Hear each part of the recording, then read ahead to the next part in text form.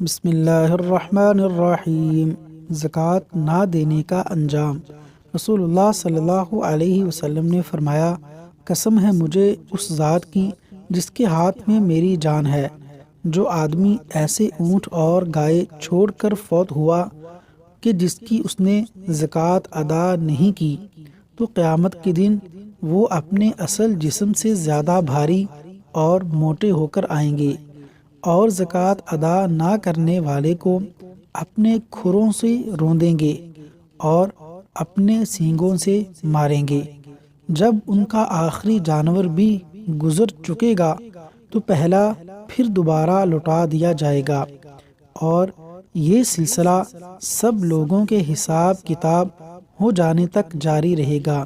جامع ترمذی، حدیث نمبر 617۔ اللہ تبارک و تعالی عمل کرنے کی توفیق عطا فرمائے، آمین۔